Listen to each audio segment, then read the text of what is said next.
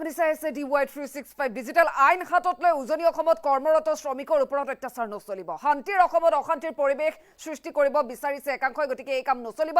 নথিপত্ৰ নোচোৱাকৈ কেৱল সন্দেহজনক আখ্যা দি শ্ৰমিকক হাৰাশাস্তি কৰিছে।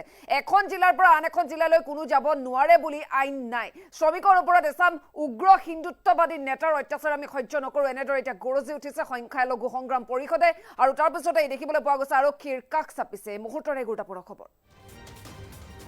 আইন হাতত লৈ উজনি অসমত কৰ্মৰত শ্ৰমিকৰ ওপৰত অত্যাচাৰ নচলিব। আৰু শান্তিৰ অসমত অশান্তিৰ পৰিৱেশ সৃষ্টি কৰিব বিচাৰিছে একাংশই। নথিপত্ৰ নোচোৱাকৈ কেৱল সন্দেহজনক আখ্যা দি শ্ৰমিকক হাৰাশাস্তি কৰিছে। এনে অভিযোগ এতিয়া হিন্দুত্ববাদী বহু লোকৰ বিৰুদ্ধে। এখন জিলাৰ পৰা আন এখন জিলালৈ কোনো যাব নোৱাৰে বুলি আইন নাই।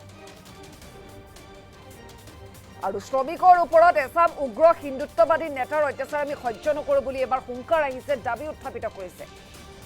আৰু দুষ্ট চক্ৰৰ বিৰুদ্ধে শিৱসাগৰ আৰক্ষীয়ে আইনী ব্যৱস্থা কিয় লোৱা নাই বুলিও প্ৰশ্ন উত্থাপিত কৰে।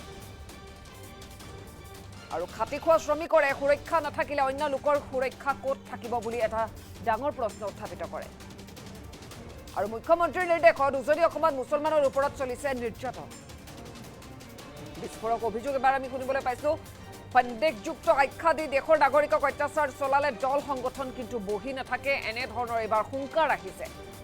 পৰৱৰ্তী সময়ত পৰিস্থিতি ভয়াৱহ হ'লে দায়ী হ'ব গৃহ বিভাগৰ দায়িত্বত থকা মুখ্যমন্ত্ৰী। আৰু শৃংখল চলিহা আৰু চিতু বৰুৱাৰ বিৰুদ্ধে গৰজি উঠিল সংখ্যালঘু সংগ্ৰাম পৰিষদ। আৰু অৱশেষত আৰক্ষীৰ কাষ চাপিছে। এই সন্দৰ্ভত দুয়োৰে বিৰুদ্ধে জুৰিয়া আৰক্ষী থানাত এজাহাৰ দাখিল কৰিছে সংগঠনটোৱে।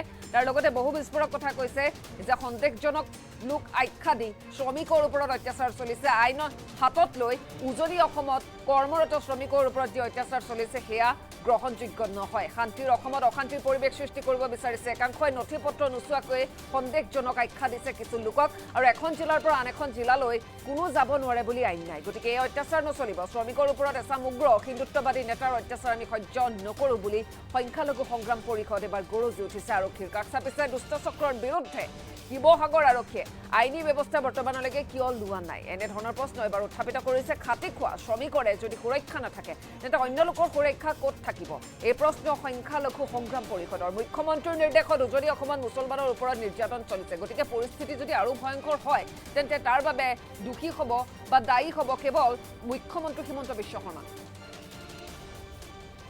আৰু এই সন্দৰ্ভত আমাৰ ওচৰত মন্তব্য আছে, কি কৈছে শুনাই ল'ব বিচাৰিছোঁ। এটা জিলাৰ পৰা আন এটা জিলাত যদি মানুহ যাব নোৱাৰে সেইটো কোনো গণতন্ত্ৰত বা কোনো সংবিধানত লিখা নাই। আৰু তেওঁলোকে যিটো অবৈধ বা সন্দেহযুক্ত নাগৰিক বুলি তেওঁলোকে কোনো ধৰণৰ কাগজ পাতি নাচাই পেলাই, কোনো ধৰণৰ চিনাক্ত নকৰি পেলাই, কেৱল সন্দেহযুক্ত কৈ পেলাই সেই মানুহখিনিৰ ওপৰত অত্যাচাৰ আৰম্ভ কৰিছে। এইটো একদম গৰিহণাযোগ্য। এই ক্ষেত্ৰত আপোনাৰ উজনি অসমৰ আৰক্ষী প্ৰশাসন কিমান সচেতন আমাৰ সন্দেহ প্ৰকাশ হৈছে। আৰু বিশেষকৈ গৃহ বিভাগৰ দায়িত্বত থকা অসমৰ মাননীয় মুখ্যমন্ত্ৰী ডাঙৰীয়াই স্পষ্টীকৰণ দিব লাগে আৰু স্পষ্টভাৱে ক'ব লাগে যে এটা জিলাৰ পৰা আন এটা জিলাত শ্ৰমিকসকল কাম কৰাত কোনো বাধা আছে নেকি। যদি বাধা আছে তেওঁলোকে স্পষ্ট মুখ্যমন্ত্ৰী ডাঙৰীয়াই কৈ দিয়ক, জিলা প্ৰশাসনে কৈ দিয়ক। তেওঁলোকে নকৈ পেলাই, তেওঁলোকে কোনো ধৰণৰ সুৰক্ষা নিদি পেলাই কোনোবা জাতীয় সংগঠনৰ নেতৃত্বত মুখ্যমন্ত্ৰী ডাঙৰীয়াই মানে ইনডাইৰেক্টভাৱে লগাই দিব আৰু আমাৰ মানুহখিনিক তেওঁলোকক মাৰধৰ কৰিব, এইটো আমি কোনোপধ্যেই আমি গ্ৰহণ কৰিব নোৱাৰোঁ। ইতিমধ্যে আমাৰ সংগ্ৰাম পৰিষদৰ ফালৰ পৰা, নগাঁও জিলা সমিতিৰ ফালৰ পৰা শৃংখল চলিহা আৰু চিতু বৰুৱাৰ বিৰুদ্ধে এজাহাৰ দাখিল কৰা হৈছে। আমি আশা কৰিছোঁ জিলা প্ৰশাসনে, শিৱসাগৰ জিলা প্ৰশাসন বা উজনি অসমৰ আৰক্ষী প্ৰশাসনে এই দুষ্ট চক্ৰৰ বিৰুদ্ধে নিশ্চয় আইনী ব্যৱস্থা গ্ৰহণ কৰিব। কাৰণ এই ৰাজ্যখনত বিভিন্ন জাতি জনগোষ্ঠীয়ে বসবাস কৰা এটা ধুনীয়া ৰাজ্য। ইয়াত আইন শৃংখলা কোনোবাই অৱনতি ঘটাব বা অশান্তিৰ পৰিৱেশ সৃষ্টি কৰি আমাৰ মাজত বাতৃঘাতী সংঘৰ্ষ লগোৱাৰ এটা চেষ্টা অব্যাহত ৰাখিব, এইটো কোনোপধ্যে আমি মানি নল'ম। যদি উজনি অসমত তেনেকুৱা শ্ৰমিকৰ ওপৰত অত্যাচাৰ হয়, ইয়াৰ প্ৰত্যুত্তৰ কিন্তু বেলেগ জিলাত আমাৰ যিখিনি সংখ্যাগুৰু আমাৰ মুছলমান মানুহখিনি আছে, তাত যদি আমাৰ মুছলমান মানুহে কৈ দিয়ে যে ইয়াত বেলেগ ধৰ্মৰ মানুহ থাকিব নোৱাৰিব, তেতিয়া কি অসমত এটা সংঘাত সৃষ্টি কৰা হ'ব। গতিকে আমি এই সংঘাত কেতিয়াও আমি সংঘাতত নাযাওঁ।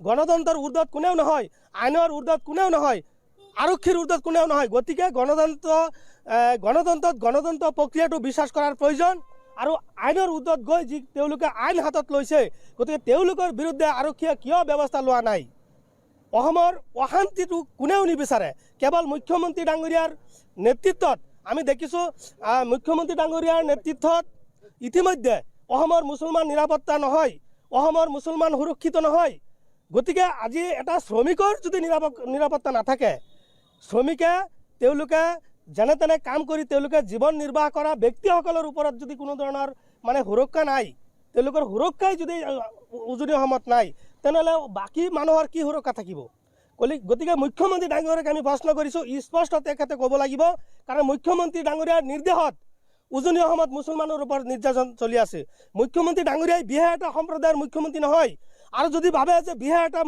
জাতিৰ মুখ্যমন্ত্ৰী হয় তেনেহ'লে মুখ্যমন্ত্ৰী ডাঙৰীয়াৰ পৰা আমি স্পষ্ট আমি বিচাৰিছোঁ আৰু সন্দেহযুক্ত কৈ পেলাই মানুহক অত্যাচাৰ কৰাটো এইটো আইনগতভাৱে হেৰি নহয় গতিকে বাংলাদেশী তেওঁলোকে যদি ভাবিছে বাংলাদেশী মানুহ আছে বাংলাদেশী মানুহ অবৈধ বাংলাদেশী তেনেকুৱা যদি মানুহ আছে তেওঁলোকে বাংলাদেশত পঠাই দিয়ক আমাৰ কোনো আপত্তি নাই আমি বাংলাদেশী মানুহৰ পক্ষত নহয় কিন্তু অবৈধ বাংলাদেশী সন্দেহযুক্ত বাংলাদেশী কৈ পেলাই ভাৰতৰ নাগৰিকসকলক অসমৰ নাগৰিকসকলক যদি অত্যাচাৰ কৰে ইয়াৰ বিৰুদ্ধে আমি সংগ্ৰাম পৰিষদ বিভিন্ন জাতীয় দল সংগঠন অসমৰ সচেতন মানুহ কিন্তু ইয়াত বহি নাথাকে পৰৱৰ্তী সময়ত যদি অসমৰ মাজত যদি ভাতৃঘাতী কিবা সংঘৰ্ষ হয় অসমৰ আইন শৃংখলা যদি কিবা বিনষ্ট হয় ইয়াৰ দায় হ'ব গৃহ বিভাগৰ দায়িত্বত থকা অসমৰ মাননীয় মুখ্যমন্ত্ৰী ডাঙৰীয়াই আৰু উজনি অসমত শীৰ্ষ আৰক্ষী বিষয়া ইয়াৰ দায় হ'ব আৰু শৃংখল চলি আৰু চিতু বৰুৱা নামৰ ব্যক্তিসকল ইয়াৰ কিন্তু দায় হ'ব